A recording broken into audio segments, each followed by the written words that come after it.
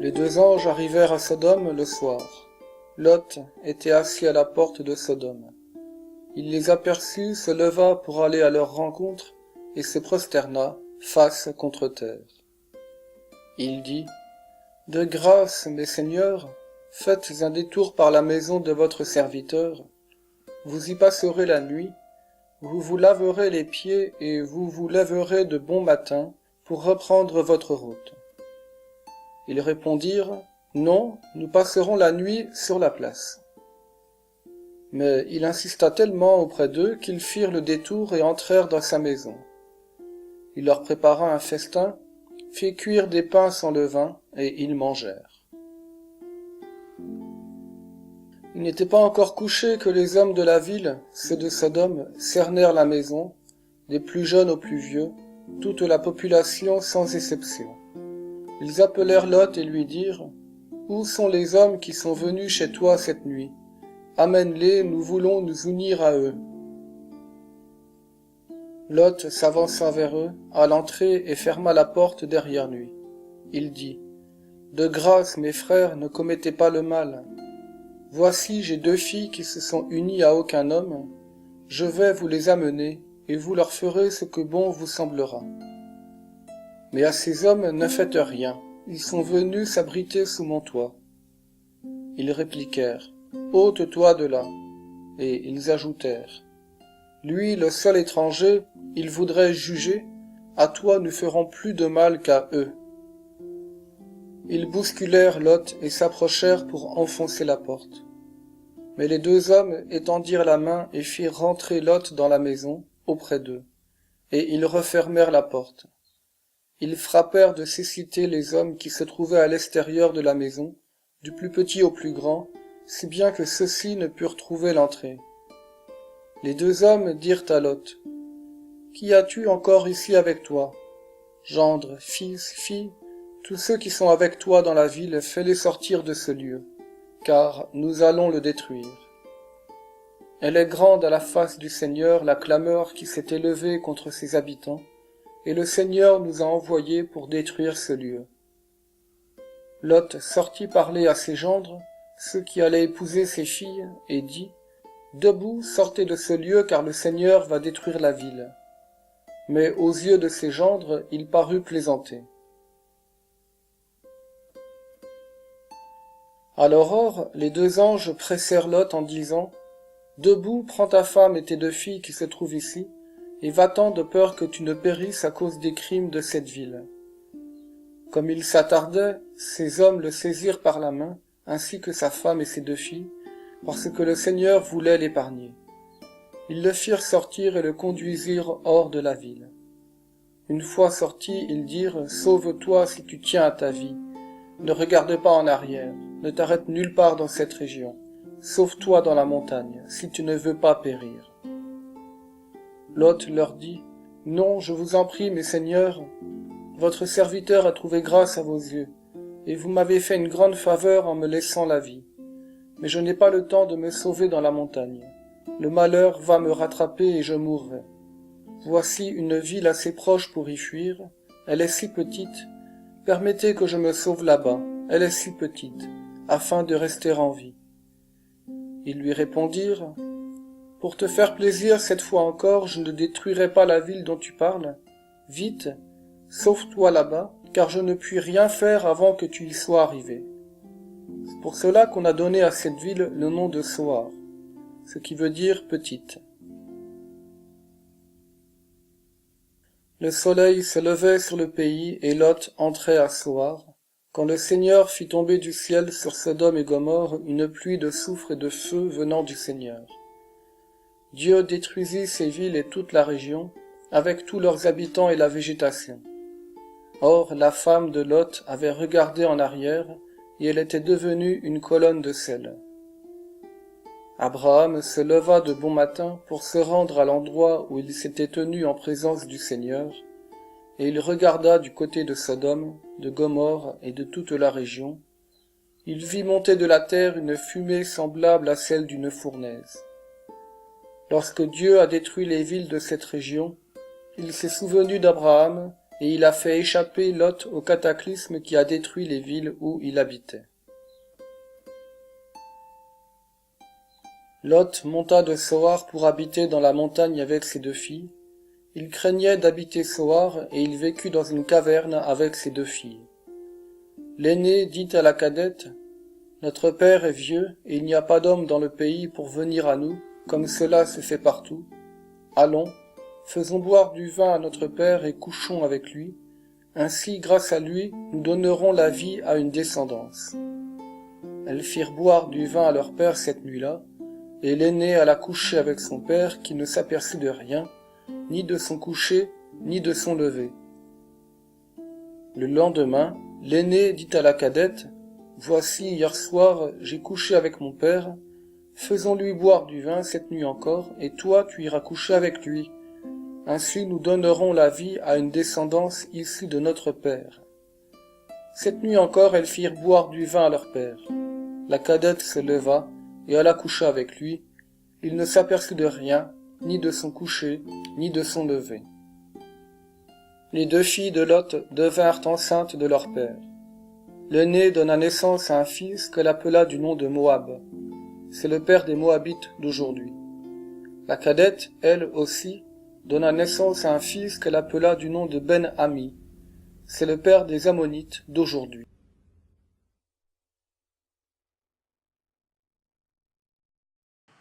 Nous voici donc rendus au chapitre 19 de la Genèse, qui commence avec ces mots. Les 2 anges arrivèrent à Sodome sur le soir.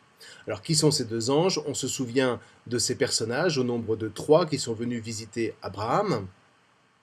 On nous a dit à l'époque qu'ils étaient des hommes, puis peu à peu au cours de la conversation, on s'est aperçu qu'il s'agissait de Dieu lui-même, et donc parmi ces 3 personnages, 2 d'entre eux sont envoyés à Sodome. On vous dit que ce sont des anges, c'est-à-dire des messagers de Dieu. Et c'est donc sur le soir qu'ils arrivent à Sodome. C'est une manière de nous dire que l'épisode qui va se dérouler maintenant appartient bel et bien aux ténèbres. Et tout va se jouer sur une question d'hospitalité. D'un côté, on vous a raconté le récit d'une hospitalité qui était respectée comme un vrai commandement, comme une vraie coutume, qui demeure encore dans les sociétés les plus traditionnelles, qui va même nous être rappelée dans le Nouveau Testament, dans l'Épître aux Hébreux, puisque l'Épître aux Hébreux nous dira au chapitre 13 « N'oubliez pas l'hospitalité, c'est grâce à elle, sans le savoir, que certains ont hébergé des anges. » Alors, est-ce qu'il fait référence à Abraham? Est-ce qu'il fait référence à Lot qui va accueillir ces personnages-là? Nous ne le savons pas, mais vous voyez bien que l'idée d'hospitalité est une idée extrêmement prégnante. Pourquoi? Parce que l'hospitalité est le garant contre la guerre. On l'avait déjà dit, savoir accueillir un hôte, c'est avec surabondance, c'est d'une certaine manière lui dire « tu es avec nous sur un terrain de paix ». Donc d'un côté, l'hospitalité est respectée et de l'autre, elle ne le sera pas, avec des conséquences absolument terribles pour ces sociétés de Sodome et Gomorrhe qui vont refuser d'accueillir ces anges. Mais n'anticipons pas. Pour l'instant donc, ces anges, ces messagers arrivent aux portes de Sodome, et à la porte de Sodome, ils vont trouver le fameux Lot. Vous vous souvenez, c'est le neveu d'Abraham qui a décidé de rejoindre ces villes pour se séparer du clan de son oncle. Donc, il est à la porte de Sodome. Qu'est-ce que ça veut dire? La porte des cités antiques est en réalité un lieu de rassemblement. On y fait les marchés, on y fait les affaires, on vient y palabrer, on vient y rendre la justice. C'est une manière de bien marquer la limite, c'est-à-dire que les étrangers à la ville peuvent venir pour du commerce ou pour des affaires, tandis que les citadins, eux, sortent de la ville pour les rejoindre, mais on ne mélange pas et les citadins et les étrangers. Donc la porte, de ce point de vue-là, est un lieu frontière absolument essentiel. Donc il n'est absolument pas étonnant que Lot se retrouve à cette porte le soir. Il n'est certainement pas seul, mais en revanche, ce qu'on vous dit, c'est qu'il est le seul à reconnaître ces messagers, alors que tous les autres ne les voient tout simplement pas. Alors commence le même scénario qu'avec Abraham. On vous dit au verset 2, donc Lot se leva pour aller à leur rencontre, et se prosternant le visage contre terre, il dit « De grâce, mes seigneurs, détournez-vous, je vous en prie, vers la maison de votre serviteur, et passez-y la nuit. Lavez-vous les pieds, puis demain matin, vous irez votre chemin. » Vous voyez, c'est vraiment exactement le même scénario de l'hospitalité.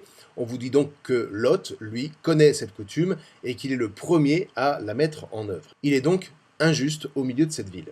Il les pressa si fort qu'ils se détournèrent vers lui et entrèrent dans sa maison. Il leur prépara un festin, toujours la même chose. Il fit cuire des pains sans levain et ils mangèrent. Pourquoi sans levain? Parce que c'est des pains qu'on va cuire à la dernière minute, on n'a pas le temps de les faire lever. Et vous voyez qu'il offre un festin, c'est-à-dire non pas quelques morceaux de pain avec des croûtes de fromage, mais l'abondance, comme d'habitude. Alors il mange, et puis vient le moment de se coucher, il fait nuit. Alors commence le scénario. La maison est cernée par les habitants de Sodome, et on vous dit que tous étaient réunis autour de cette maison, des jeunes jusqu'aux plus vieux, c'est-à-dire en quelque sorte tout le monde. Et même les vieux qui devraient normalement être les gardiens de la sagesse et donc les gardiens de l'hospitalité sont mêlés à la foule, c'est-à-dire que dans le fond, cette population est vraiment tout entière viciée. Et voilà qu'ils vont dire « Où sont les hommes qui sont entrés chez toi cette nuit? Fais-les sortir vers nous pour que nous les connaissions. » Alors, le verbe « connaître » est un verbe un peu particulier dans la Bible. Il ne signifie pas uniquement vouloir faire connaissance.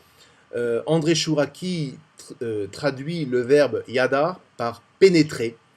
C'est-à-dire qu'il y a une dimension de possession intime de la personne. C'est le même verbe qu'on va d'ailleurs utiliser pour exprimer les relations sexuelles. Et dans ce contexte, on sent bien qu'il y a une menace. Alors Lot tente de les protéger jusqu'à offrir ses filles. « Voici que j'ai 2 filles, leur dit-il, qui n'ont pas connu d'homme. » C'est-à-dire qu'elles sont vierges. Et vous voyez que le verbe « connaître » là a vraiment une connotation même d'ordre sexuel. C'est pour ça que le péché de Sodome a été largement compris comme étant un péché d'ordre sexuel, parce que le sexuel, c'est ce qui touche la vie, c'est ce qui touche l'élément essentiel de la transmission de la vie. Donc lorsqu'une population tout entière est comme viciée de l'intérieur, ça veut dire que même au niveau de ce qui normalement devrait être porteur de vie, eh bien on est devenu porteur de mort. Alors il propose ses filles, alors évidemment ça nous choque, mais rendons-nous bien compte qu'à l'époque où l'atmosphère, le contexte est extrêmement difficile, extrêmement fragile, l'hôte est vraiment sacré, et on va livrer sa vie pour lui, on va en être responsable, au point qu'on préfère que les gens de sa propre maison soient molestés, plutôt que de laisser l'invité être déshonoré. N'oublions pas qu'il en va, encore une fois, de la paix ou de la guerre. Ce qui veut dire qu'en voulant connaître les étrangers, les habitants de Sodome leur déclarent tout simplement la guerre. Et une guerre qui touche à l'intime des personnes, parce que si vous voulez effectivement déclarer la guerre à un ennemi, le meilleur moyen c'est de procéder au déshonneur de ses messagers. Donc ce qu'on est en train de vous dire, c'est que Lot est le seul juste de la ville, et lui-même est rejeté. On va lui dire « Tire-toi de là », c'est au verset 9. En voilà un qui est venu résider comme un étranger, et voilà qu'il se fait notre juge, eh bien nous te ferons plus de mal qu'à eux. Bigre. Alors pourquoi les habitants de Sodome réagissent-ils ainsi? Sans doute, nous l'avons déjà dit précédemment, parce que précisément ils sont riches. Ils sont dans une région à l'époque extrêmement prospère, ils exploitent, semble-t-il, le basalte qu'on récolte notamment par blocs entiers remontant du fond de la mer jusqu'à la surface, et qu'on va exporter jusqu'en Égypte par exemple. Ce basalte va servir à faire des enduits étanches, notamment pour les coques de bateaux ou les constructions. Donc, ils n'ont aucun souci du lendemain. Alors pourquoi invoquer des dieux pour implorer leur aide? Ils ont tout. Et quand vous avez tout, vous vous fermez sur vous-même. Vous n'avez pas besoin des autres. Et pire, quand un étranger se présente, il devient immédiatement suspect. Et voyez, d'une certaine manière, on peut dire que Sodome est devenue comme la figure de la première nation complètement matérialiste. Et quand Dieu la visite, elle le rejette et veut le faire mourir, non cependant sans avoir profité de lui jusqu'au bout, et même en étant allé jusqu'au viol. Alors voilà que toute la population se presse contre Lot, elle l'accule contre sa porte, c'est un scénario qui est très bien construit, c'est digne d'un Hitchcock, il y a du suspense, mais voilà que les messagers ouvrent rapidement la porte et font entrer Lot et referment derrière lui. Là, le mal est consommé. Il est à son comble, on ne peut pas aller plus loin. Et c'est là, voyez-vous, un thème essentiel qui reviendra beaucoup dans la Bible. Dieu n'intervient en réalité avec violence que lorsque les hommes sont tellement allés loin dans la violence, ils ont tellement joué avec la violence que cette violence va se retourner contre eux-mêmes. Parce qu'ils ne la maîtrisent pas. Vous savez, on ne joue pas avec les forces du mal sans impunité, sans qu'un jour ces forces du mal nous dépassent. Et les apocalypses, notamment, vont énormément jouer sur ce registre. Dieu ne châtie que lorsque le mal est venu à son comble et que vraiment on ne peut plus rien espérer sauver, c'est terrifiant. Mais voilà, l'homme sans Dieu creuse ainsi sa propre tombe et son propre malheur. Vous voyez, cette violence avec laquelle les hommes croient pouvoir jouer, c'est précisément le lieu où Dieu va devoir intervenir pour sauver l'homme du cercle vicieux dans lequel la violence le précipite. Le grand combat de Dieu, ce n'est pas évidemment contre l'homme, mais c'est contre la violence de l'homme, et c'est cette violence qu'on va précisément appeler le péché. Bref, les messagers alors dévoilent le motif de leur venue. On vous dit ça au verset 13. Les hommes dirent à Lot, « Qui as-tu encore ici? Tes filles, tes fils, et tout ce qui est à toi dans la ville, fais-les sortir du lieu. Nous allons en effet détruire ce lieu, car elle est grande devant le Seigneur, la clameur qui s'élève contre eux. Et le Seigneur nous a envoyés pour les détruire. » Donc, ils invitent Lot et sa famille à sortir, seulement voilà, comme toujours, quand vous avez des prophètes qui disent « attention, c'est pour bientôt », eh bien on ne les croit pas. Et on ne croit jamais que le pire va arriver. Et du coup, ces gendres vont, eux, refuser de partir en disant « mais non, tu nous racontes des carabistouilles ». Et voilà que monte l'aurore.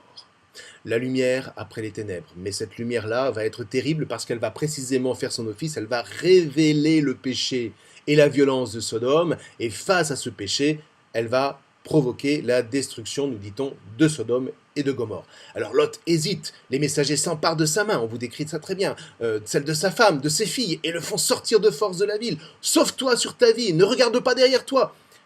Lot demande à pouvoir se réfugier dans une ville qui n'est pas trop loin, parce qu'il n'a pas le temps de courir trop loin. Alors il va dans une ville qui s'appelle Tsoar, qui sera effectivement épargnée. Le soleil paraît, et un feu de soufre et de feu descend du ciel pour détruire tout le district, nous dit-on.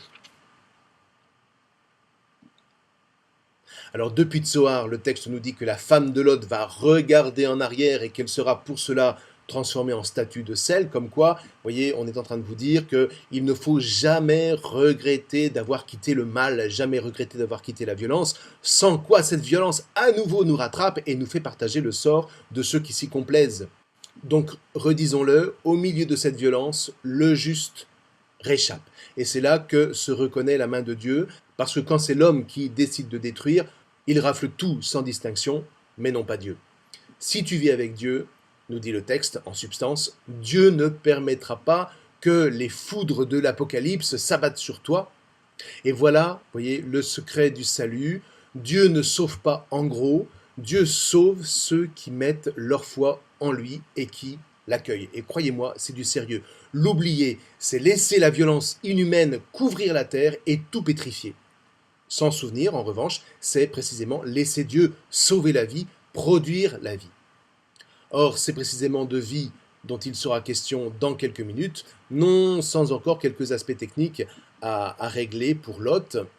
En effet, ces filles, croyant qu'un nouveau déluge s'est abattu sur la terre, se disent « il n'y a plus d'hommes, comment allons-nous enfanter ?» Alors il reste leur père, qu'elles enivrent avant de s'unir à lui et donner des fondateurs à deux peuples de l'est de Canaan, à Moab et Ammon, dont on nous dit qu'ils sont tout simplement les fils d'un inceste. Manière de dire que entre les populations qui vont descendre d'Abraham et les populations qui vont descendre de Lot, il y a une différence majeure. Abraham engendre un peuple qui est issu d'un véritable mariage. Vous vous souvenez à quel point Dieu a veillé sur le fait qu'Abraham ne dissolve pas son mariage, alors que les peuples qui sont alentours, même s'ils ont une lignée commune à travers Terah, eux, eh bien, ils sont nés d'un inceste.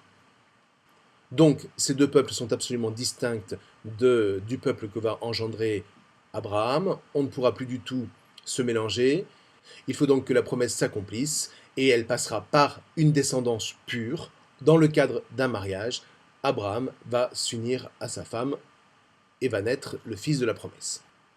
Alors tout cela, évidemment, peut choquer, ça peut nous paraître violent, mais Regardez, si on nous avait simplement dit fais attention à être très sage et à être bien gentil, mouche ton nez, dis bonjour à la dame, nous aurions tout simplement haussé les épaules et nous aurions fait comme les gendres de Lot, nous n'aurions rien changé à notre vie. Maintenant que nous connaissons cette histoire, eh bien, elle nous prend aux tripes. Peut-être que nous avons envie de nous révolter, de dire que cette violence est insupportable, mais tant mieux, parce qu'au moins, nous ne sommes plus indifférents. Et c'est précisément ce à quoi le texte voulait nous porter. Là où il est question de vie, d'alliance et de promesse, ne reste jamais indifférent. Et donc, vous voyez, l'écriture a gagné. Elle nous a touchés aux entrailles, et dans le fond, elle n'avait pas d'autre but que de nous obliger à marcher, de nous obliger à ne pas rester cloîtrés dans nos murs, soi-disant de nos jardins secrets, qui ne sont en fait que nos Sodomes et nos Gomorres, et qui sentent diablement le soufre.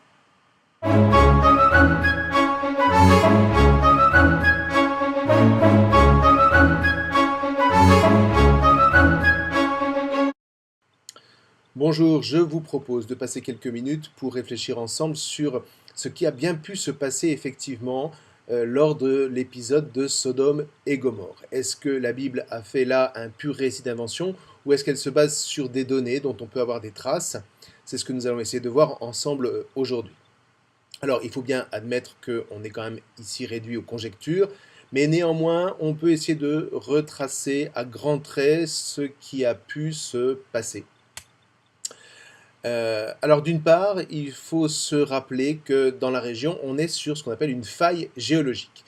Vous savez que la lithosphère, au-dessus de laquelle se forme l'écosse terrestre, est en mouvement.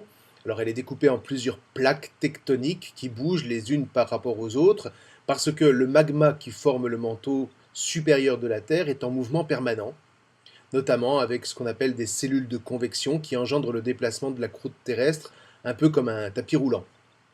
Alors à partir d'un continent unique, la Pangée, on peut retracer l'évolution de la croûte terrestre avec plusieurs zones qui se sont séparées les unes des autres et puis qui se sont affrontées. Comme vous voyez par exemple ici, la plaque indienne qui remonte et qui vient rencontrer la plaque eurasienne, ce qui va provoquer l'irruption des chaînes de montagnes de l'Himalaya. Mais regardez bien au niveau nord-est de la plaque africaine. Celle-ci est en train de se séparer de la plaque arabique, ce qui va provoquer évidemment des zones sismiques importantes dans cette région, notamment au niveau de la plaine de la Araba que vous connaissez maintenant. À ce niveau, la plaque arabique et la plaque africaine ne se séparent pas, mais elles glissent l'une contre l'autre et provoquent chaque année des tremblements de terre dans la région. La plaque arabique remonte, elle, vers le nord, tandis que la plaque africaine, elle, se dirige vers le sud. Et cette faille a entraîné la formation d'un gigantesque bassin d'effondrement dans lequel les eaux se sont engouffrées peu à peu, de sorte qu'un lac gigantesque s'est formé, qu'on appelle aujourd'hui la mer Morte. Alors si ce lac est d'une salinité extrême, c'est que toute la région sud notamment, en particulier, est une émergence de ce qu'on appelle un diapyre de sel, c'est-à-dire un énorme dôme de sel, depuis peut-être plus d'1 million d'années, qui forme aujourd'hui donc le sud de la mer Morte, et la vallée qui l'entoure, c'est-à-dire la vallée de Sem, qu'on appelle aussi la vallée de Siddim. Nous sommes là à une altitude de moins 400 mètres au-dessous du niveau de la mer, ce qui est une situation tout à fait unique sur toute la planète. Bref, nous ne sommes pas là pour faire de la géologie, mais enfin tout de même, cette géologie va nous permettre de comprendre bien des choses. En fait, concernant cette région, vous avez deux interprétations. La première se trouve dans le Talmud, qui pense que la région, au moins vers le nord, était très fertile à cette époque, en tout cas beaucoup plus qu'elle ne l'est aujourd'hui, ce qui n'est pas impossible. Et c'est la raison pour laquelle j'ai évoqué cette possibilité dans le clip qui parlait de la séparation d'Abraham et de Lot. Il ne faut pas trop vite la rejeter, parce que c'est vrai qu'on comprendrait difficilement qu'un berger rejoignent des contrées absolument désertiques avec ses moutons. Donc voilà, il faut se souvenir aussi que le Jourdain n'est pas le mince filet d'eau qu'il est aujourd'hui. Avant que l'État d'Israël ne commence à ponctionner l'eau pour irriguer l'ensemble du territoire, le Jourdain était un fleuve qui charriait donc une certaine quantité d'alluvions, qui nourrissait les terres qui étaient sur ces rives, et notamment à l'embouchure. Donc on peut penser que là, il y avait réellement une luxuriance de la végétation. Alors l'autre interprétation qui existe est, elle, un peu plus scientifique, et elle concerne en particulier le sud de la mer Morte. On sait que des villes se sont effectivement installées, on en a parlé justement à l'époque où on vous raconte que Abraham est allé secourir Lot qui avait été fait prisonnier, puisque ces villes avaient été l'objet de la conquête de rois de Mésopotamie. Donc on sait que des villes se sont installées dans cette région, notamment pour exploiter l'asphalte, qui est en quantité énorme dans cette région. On trouve des traces géologiques à l'époque de cet asphalte dans les anciens lits de rivières.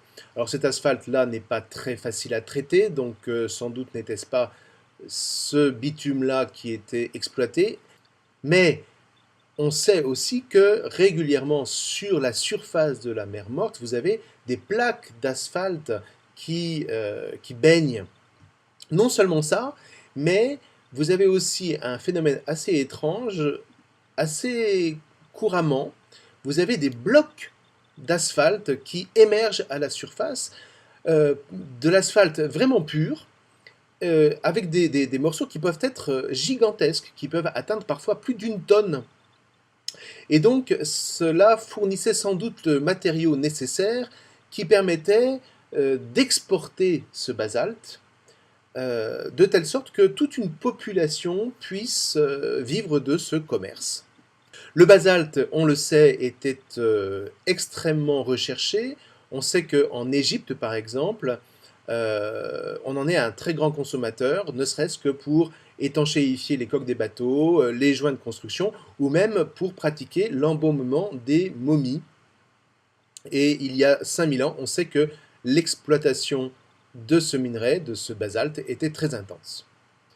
Des villes se sont donc installées vers 2500 ans avant Jésus-Christ, mais le plus étrange, c'est que nous n'avons aucune trace géologique de ces villes, alors qu'on sait pertinemment qu'elles ont existé.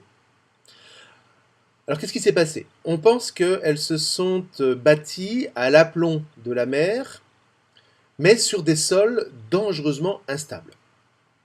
Or, il y a dans cette région de très nombreux séismes de grande magnitude, notamment de magnitude 6, c'est la magnitude qui provoque les destructions des constructions. Néanmoins, un tel séisme ne suffirait pas à lui seul à expliquer que toutes les traces géologiques aient disparu. Alors qu'est-ce qui s'est passé? Alors on pense qu'il y a eu un vaste glissement de terrain. Alors comment est-ce qu'il a pu se produire? Eh bien, des glissements de terrain de cette nature, de cette ampleur, peuvent se faire lorsque vous avez des couches instables qui s'accumulent les unes sur les autres, et notamment lorsque vous avez une couche de sable assez importante qui est imbibée d'eau à cause de la zone hygrométrique de la mer Morte, et que cette zone de sable est recouverte par un argile imperméable. Alors dans cette région, on sait que tous les ans, il faut se méfier, aujourd'hui encore, parce que les pluies diluviennes qui tombent en hiver, notamment dans la région de Jérusalem, dans le désert de Judée, provoquent des torrents absolument dévastateurs qui charrient une grande quantité de rochers et de sable dans la vallée de la mer Morte. Et donc, de tels torrents ont pu charrier le sable qui a formé cette couche au moins aussi épaisse que celle que vous pouvez voir là. Et par-dessus, s'est formée une couche donc d'argile imperméable. Alors que se passe-t-il dans le cas d'un séisme à forte magnitude, à magnitude 6, donc très destructeur? Eh bien, ce séisme provoque d'abord des pressions extrêmement fortes, ce qui fait que la couche de sable qui est imbibée d'eau va se liquéfier, c'est-à-dire que le sable va se sédimenter, l'eau va passer au-dessus, de sorte que sous l'argile imperméable, on va avoir comme une espèce de coussin glissant de sable mouvant. Alors quelquefois, cette eau peut aussi sourdre à l'extérieur. C'est le cas de ce phénomène que vous avez eu au Japon en 1964. Ce sont les seuls documents qu'on ait de ce phénomène. Alors là, ce que vous voyez là, ce ne sont pas des explosions de canalisation, mais c'est précisément le surgissement de cette eau qui était prisonnière dans une couche de sable souterraine, mais qui a été libérée par le séisme. Vous voyez, c'est très impressionnant. Et dès lors, le séisme qui a dû se passer a provoqué cette liquéfaction du sol, la couche d'argile est devenue glissante, et tout ce qu'il y a au-dessus est devenu un gigantesque toboggan qui a emporté les constructions et les hommes qui s'y trouvaient dans la mer, sans espoir d'y réchapper. On estime que le phénomène a duré au minimum 15 minutes, ce qui est absolument énorme, et le glissement a parcouru plusieurs kilomètres, et tout a été englouti dans la mer morte.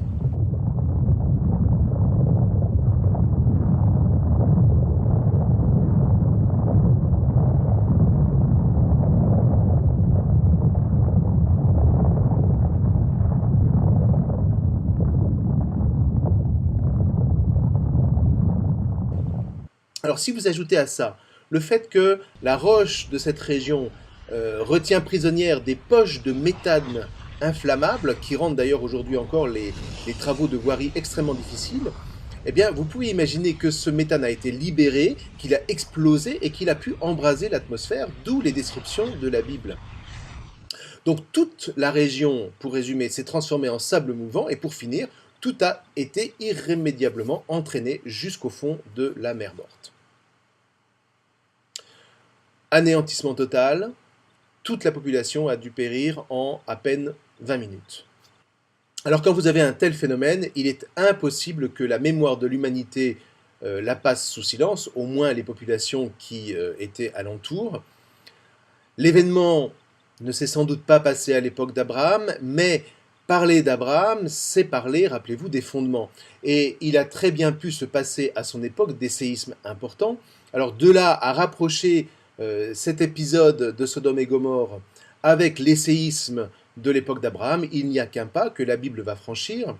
À l'époque, donc, quand vous avez des populations entières qui disparaissent, il ne peut y avoir qu'une seule explication, c'est que ces populations étaient impies, qu'elles ont irrité les divinités qui donc les ont châtiées.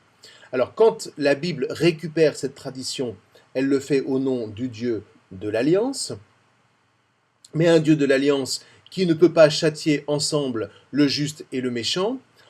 Sans doute est-ce qu'on se souvient aussi que le neveu d'Abraham, Lot, a réchappé à l'un de ces séismes, et donc on va rapprocher ces deux traditions.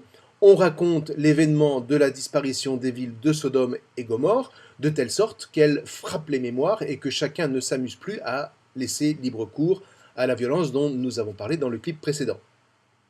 Alors vous voyez, encore une fois, la Bible, certes, ne fait pas de journalisme, mais il n'empêche que c'est bien par elle que cet événement est connu et qu'il s'est perpétué dans les mémoires. On a quelques traces, notamment dans une tradition philistine, qui parle aussi d'une ville sacrilège de la vallée de Siddim qui s'est effondrée dans la mer et qui confirme donc la Bible. Quoi qu'il en soit, donc, ce récit fait maintenant partie de l'histoire sainte, au même titre que celui du déluge, et il continue de marquer les mémoires. Comme toujours, il n'y a pas de fumée sans feu, donc s'il y a un tel récit dans la Bible, c'est qu'il s'est certainement passé quelque chose de cet ordre-là, que nous avons essayé de décrire. Il resterait évidemment à faire des recherches encore plus approfondies, notamment au fond de la mer Morte, mais elle est quand même assez difficilement exploitable. Et donc pour l'instant, eh bien, nous retiendrons ces conclusions. Mais vous voyez que l'événement a été terrible, qu'il a vraiment marqué les mémoires, que personne n'a pu le laisser sous silence. Il fallait bien en tirer une leçon. Et c'est donc ce que la Bible s'est chargée de faire avec Abraham.